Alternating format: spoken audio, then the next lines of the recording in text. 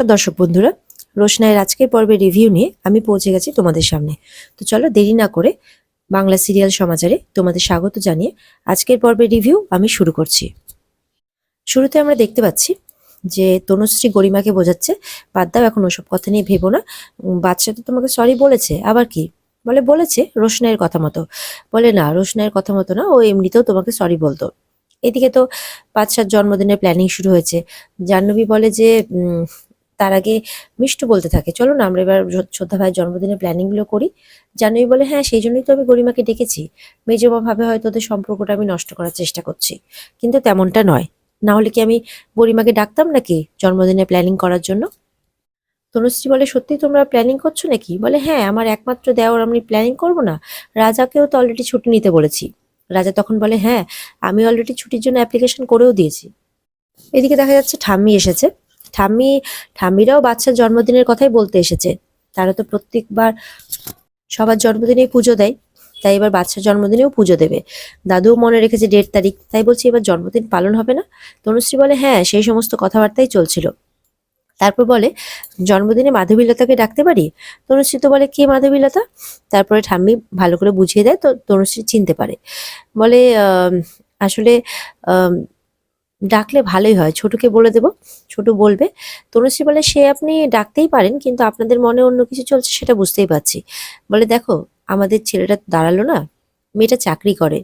যদি মেয়েটার সাথে বিয়ে হলে উম, ছোট জীবনটা একটু ঘোরে, তাহলে তো ভালোই হয়। কারণ আমরা কদিনই বা বাঁচবো, তারপর ছেলেটাকে কে দেখবে? খুব চিন্তা হয় ছেলেটার জন্য। ঠাম্মি তো সমানে বলতে থাকে। তনুশ্রী বলে হ্যাঁ বলুন না, তবে কোনো চাকরিওয়ালা মেয়ে যে ছোটকে বিয়ে করবে, যে কিছু করে না? বলে হ্যাঁ সে তো ঠিক, কিন্তু একবার বলে দেখি। একবার বলবো, বুড়ো ঠাকুরপোকেও বলবো। একসময় সে আমাকে খুব ভালোবাসতো। তখন জাহ্নবী বলে জাহ্নবীকে বলে আর কি গরিমা, যে কে গো, আবার ছোটুর আবার বিয়ে? বাবা, যে চাকরি বাকরি করে না, কোনো কিছু করে না, তার আবার বিয়ে? এরকম ভাবে ভেঙে বলতে থাকে গরিমা কথা। জাহ্নবী তখন বলে আমাদের বাড়িতে এইসব হতেই থাকে। যে চাকরি করে না তার নাকি আবার বিয়ে, আর যে চাকরি করে সে কেনই বা বিয়ে করবে ছোটকে? যাই হোক, এই সমস্ত কথাই আলোচনা করছে বাড়ির সবাই। রাজাও বলতে থাকে আজকালকার দিনের মেয়েরা খুব স্মার্ট, যতই চাকরি করুক আর যাই করুক না কেন, একটা বেকার লোককে কখনো বিয়ে করবে না। ঠামি বলে কিছু মনে করো না রাজা, তুমি তো অনেক টাকা ইনকাম করো, তবুও তো তোমার বাবা মা একটা টাকাও চোখে দেখতে পায় না। রাজা তো তখন চুপ করে যায়। বলে যে ঠাম্মি বলে সে ছেলে যেমনই হোক না কেন, একটা মায়ের সামনে ছেলের কথা বললে এইভাবে মায়ের খারাপ লাগে।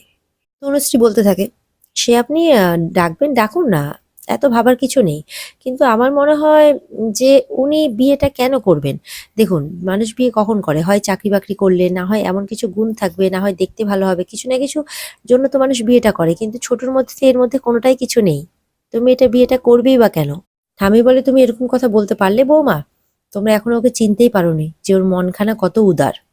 এরপরে গরিমা মিষ্টুকে বলে আমাকে একটু জল খাওয়াবে? তনুশ্রী বলে ও মা, শুধু জল কেন?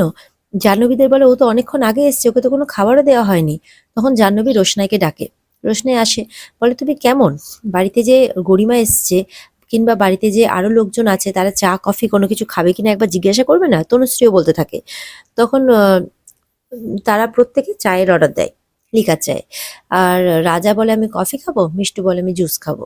তখন রোশনাইকে সেগুলো নিয়ে আসার জন্য বলে। রোশনাই গরিমাকে বলে যে তুমি কি খাবে বলো গরিমা দিদি? বলে তোমাকে আমি এক কথা 14 বার বলতে পারবো না, আমি তো বললাম আমাকে শুধুমাত্র জল দাও। তারপর যখন রোশনাই যাবে, তখন তনুশ্রী বলে দেয় যে পরশুদিন বাচ্চার জন্মদিন আছে, বাড়িঘর কিন্তু একদম চকচকে রাখতে হবে। জাহ্নবী বলে এটা কিন্তু একটা সারপ্রাইজ, তুমি আবার গিয়ে বলে দিও না যেন। রোশনাই বলে তোমরা নিশ্চিন্তে থাকতে পারো, আমি কোনো কিচ্ছু বলবো না। এরপর রোশনাই চলে যায় সবার জন্য জিনিসপত্র আনতে। এরপরে আরণ্যক আসে বাড়িতে। রোশনাই নিজের কাজ করছে। আরণ্যক রোশনাইকে বলে 1 গ্লাস জল পাওয়া যাবে? তখন রোশনাই জল আনতে চলে যায়। রোশনাই জল নিয়ে আসার পর আরণ্যক বলে বাড়িতে কেউ নেই? বলে না, বাড়িতে কেউ নেই, সবাই একটু বেরিয়েছে, জেঠুমনি ফেরেনি, আর মিনি ওপরে ঘুমোচ্ছে, তাই বড় মা মিনির কাছে আছে। আর এমনিতে বাড়িতে কেউ নেই, সবাই যে যার কাজে বেরিয়েছে। এরপরে আরণ্যক বলে তোমার পায়ের ব্যথাটা ঠিক হয়েছে? রোশনাই চুপ করে থাকে। বলে আমি কিছু জিজ্ঞাসা করছি। বলে হ্যাঁ ঠিক হয়েছে। বলে ওষুধ লাগাচ্ছ? বলে হুম। বলে যে জল লাগাচ্ছ না তো? বলে দেখুন, আমি এই বাড়িতে কাজ করি, জল লাগাবো না এরকম বিলাসিতা আমি করতে পারবো না।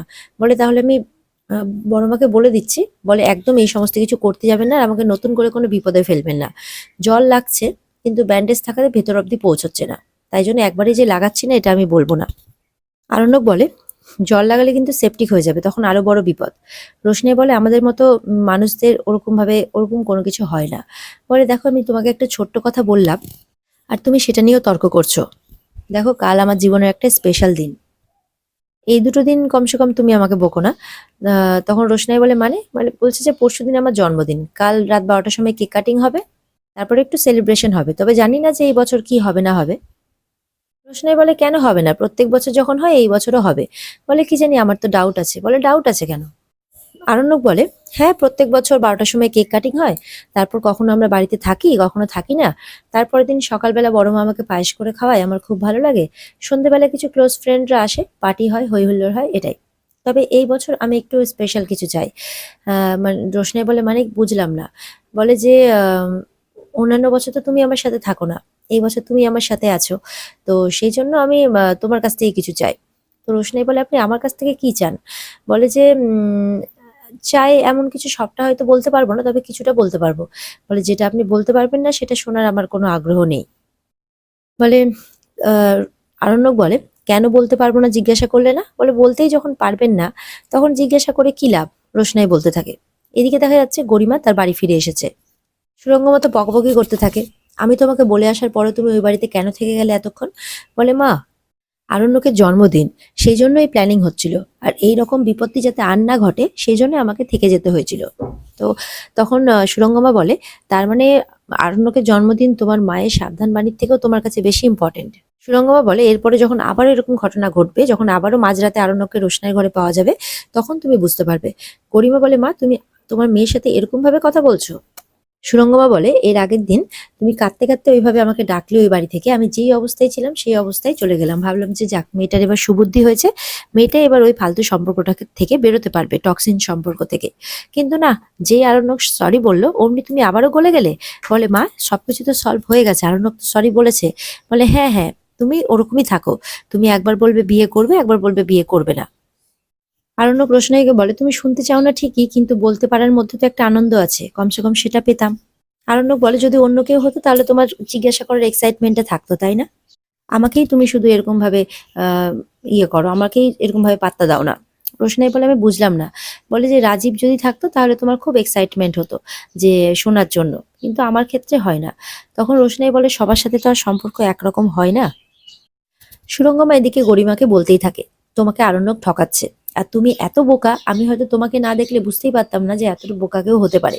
ওখানে তো বাড়ির অর্ধেক লোকই রোশনাইয়ের কথায় ওঠে বসে, ছোটু, মিনি, তার বড় মা, মিনির বাবা, সবাই।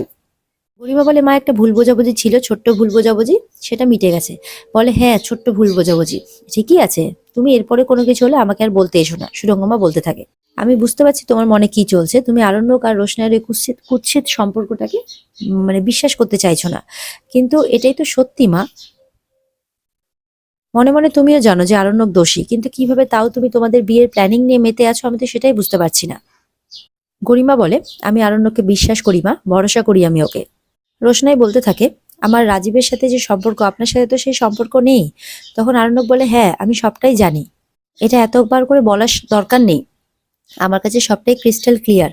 আরণ্যক বলতে থাকে। রোশনাই বলে আচ্ছা ঠিক আছে, এবার আপনি বলুন যে আপনি যেটা বলতে পারবেন আর কি সেটাই বলুন। আরণ্যক রোশনাইকে বলে তুমি আমাকে আচারি মাটন করে খাওয়াবে, তোমার মায়ের হাতে আমি খেয়েছিলাম, আর তোমার হাতেও আলাদাই ব্যাপার স্যাপার আছে যেটা আমি কলকাতায় কোথাও সেরকম পাই না। তোমাকে মাংস কিনতে যেতে হবে না, না হলে সবাই সন্দেহ করবে, আমি সমস্ত অ্যারেঞ্জমেন্ট করে দেবো, তুমি শুধু রান্নাটা করবে। রোশনাই বলে এইটুকু ব্যাপার, আচ্ছা ঠিক আছে বেশ, আমি করে খাওয়াবো। রোশনাই হাসে, আরণ্যকও রোশনাইয়ের দিকে তাকিয়ে হাসে। আর এখানেই আজকের পর্ব শেষ হয়ে যায়। তো বন্ধুরা এই ছিল আজকের পর্বের রিভিউ। যদি তোমাদের ভালো লেগে থাকে তাহলে অবশ্যই চ্যানেলকে লাইক, কমেন্ট আর সাবস্ক্রাইব করে দেবে। দেখা হচ্ছে তোমাদের সাথে আগামীকালকে। তোমরা এই পর্বের বিস্তারিত দেখতে আর জানতে অবশ্যই স্টার জলসার পর্দায় নজর রাখবে। তাহলে সবাই ভালো থেকো। আর একটা কথা তোমাদের জানিয়ে দিই, আশা করি আগামী দিনের এপিসোডটা একটু ইন্টারেস্টিং হতে চলেছে। আশা করি তোমাদের সবার ভালো লাগবে। তো সবাই অপেক্ষায় থেকেও, কিন্তু ফিরে আসবো আমি একই সময়ে। টাটা।